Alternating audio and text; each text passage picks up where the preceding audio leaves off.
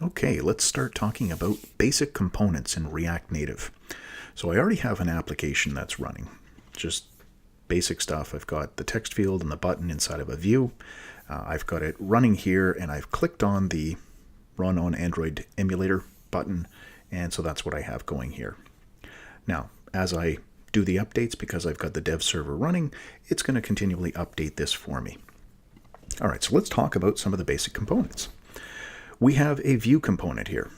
The view wraps around everything. Just like in React, if you're used to using React, there can only be one root component. There has to be one that wraps around everything. And in React Native, that one component, most of the time, is going to be a view element. If you're used to doing web development, you can think of the view as just a div that wraps everything, or your body tag that wraps around everything that's going to be displayed. Text fields. Well, these are pretty simple. Just an opening and closing text field. And then inside of here, we put whatever text we want. So I save that. This will reload, and there we have whatever text we want loading. Now this is quite small on the screen. So to solve that problem, we can apply styles. Now, not all of the styles from CSS are implemented, but a lot of them are. And we use a style sheet object. That's what we're importing up here. The style sheet object is the thing that's going to apply the styles to elements. We have a style attribute in the view. Right here, the curly braces indicate that this is going to be interpreted. It's going to be JavaScript that's read and interpreted. So there's something called styles, and it has a property called container. Down here at the bottom of the page, we have a style sheet object. We're calling the create method, and inside the create method, we're passing in an object. This is just a JavaScript object. The first property inside of here is called container. That's the one that we're talking about here. So styles.container. All of these properties are being applied to this view. We could do the same thing with this text element. So I can create a style property like this. If I wanted to add some CSS-like styles to it, we'd say styles.firstTXT. Let's call it that. So I'm going to create this property. Come down here, either before or after, it doesn't really matter. And I'm going to create firstTXT. It will be an object. Now I can save that. This will re-render. Nothing's different, but I have no errors. That's the important thing here. So I have an object called firstTXT. Right now it's empty, so the styles are going to be an empty object. We could do this up here as well. We could say style equals, and then inside of here, I can put an empty object. Save it, not a problem. We have an empty object, so there's no style properties. Let's just say font size. Now, if you've ever done CSS through JavaScript, you'll recognize this. We can't put hyphenated names. They're JavaScript properties, just like down here. Background color has a capital C, align items, capital I, justify content, capital C. So the camel case is what we use. And then font size, let's set this one to 20. See what that comes back with. There we are. And inside of here, we'll create another one. Font size, and we'll set this one to 36. Now you'll notice I'm not putting any units here. The units will be determined by what I'm setting the style on. So text, here we're talking about 40 points. For the container, if we start putting in absolute widths and heights on things, or if on the button we put absolute widths and heights, we wouldn't use units. They would be using device-independent pixels. So whatever size you have, it's going to be the same on every device. The amount of the screen that it's filling up, it won't change depending on the size of the screen. You're going to see an equal-sized element regardless of the density of the pixels on that device.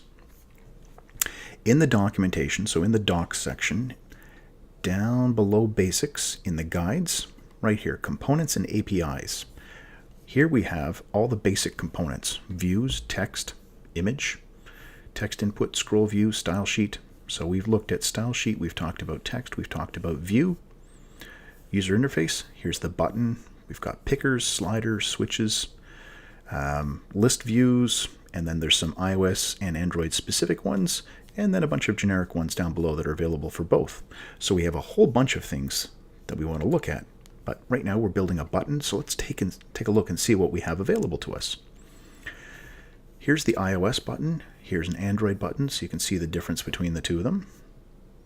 Down inside here, here's for a button, we've got title, color, on press. I'll zoom in a little bit, make this easier for you to see. So these are the available ones for buttons. We can see on press, title, accessibility label, color, disabled, test ID, and then down below there's a reference for each one of these elements. All right, let's go back to the other components. Image, that's the next one that we want to take a look at. So for the image element, it's like this. Unlike in HTML where it's just IMG, we've got image, and then instead of SRC, it's the full word source. So let's add one of these. We'll come down here below the text and add an image. This can have style, and right now we'll just leave it empty.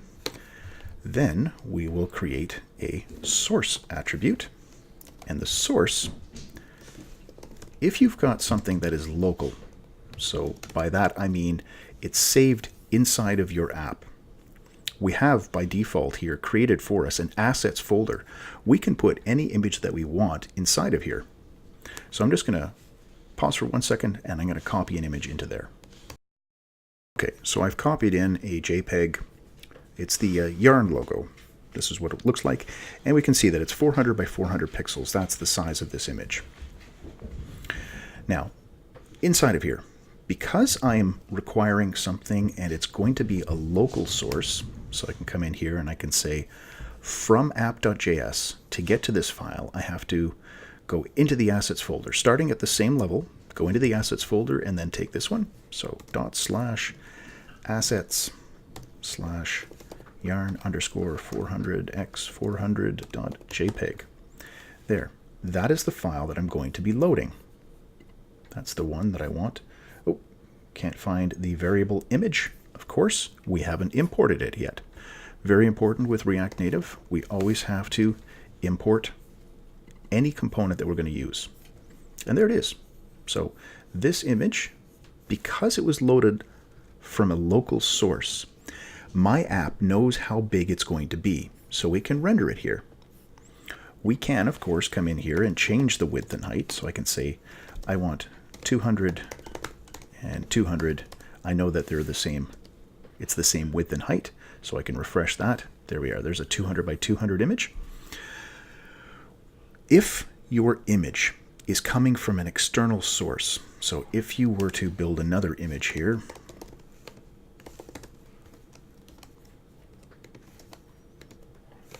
and we say that source equals, I'm going to get an external one, so we're going to use an object here instead of the require method that's built in. Right here, we create an object. It needs to have a property called URI, and this is going to be the location. So I want pixum.photo/200/200. So I save that. This re-renders, and I see nothing on my page. And that's because local ones, the app can look and see how big this is instantaneously, and it knows how big to render it. So even if I don't put a width and height, it's still fine. With an external one, it doesn't know how big it is. A browser, when it's loading an image, will create the image and give it a 0 by 0 size to put something on the page. When the image is downloaded, it will then adjust that and place it in the page. Here, in React Native, it won't do that. It'll say, if you haven't told me how much space to put aside for this image, I'm not going to even bother putting it on the screen for you. But if we come in here and we define how big we want this thing to be, then it's able to go and fetch that resource, leave a space for it, and when it comes back, it should load this. Now I think I've done something wrong with the URL, so let's just double check that. And maybe it's photos. I think that's what it was. Yeah, that's what it was. So come back to our app here and pick some .photos. And there we are. There's my 200 by 200 image. Now, the image that I load could be any dimensions. It could be 100 by 300, so a tall, narrow image. But I'm stretching it here to be 200 by 200. So you have to know when you are building your app, how big is this image going to be? What's the aspect ratio? How do I want to size it on my screen? If you don't have that information, if you're just guessing, you are going to be affecting the aspect ratio and you are going to be stretching or squashing this image. So 300 by 100, get me a different image, and it's still going to be rendered as square. So this is what I'm displaying of the image. Okay, so text, images, views, buttons. We have, and style was not a property for our button, so that's why we did not get that coming up. The size of the button is going to be set by the content that's inside there. Now, what we can do to control positioning and sizing of buttons is use other components. There's one called touchable opacity that we can use, and there's other ways that we can use views in combination with this, but I'm going to get into that in a future video. So, basic components, style sheet, build objects for your styling. Text will give you the content, the text, and you can apply styles to that. You can put in the font family, font size, font style, and so on, font weight. With the views, you control the positioning. You can nest views inside views. Images, you can load either local ones or external ones, but just remember with the external ones, you have to include the height and width. And for the buttons, we can add title, color, and on press. And I will include a link to that getting started with the components page in the description for this video. So like I said, there's going to be more stuff coming with layout and sizing with multiple views and buttons and stuff like that in future videos.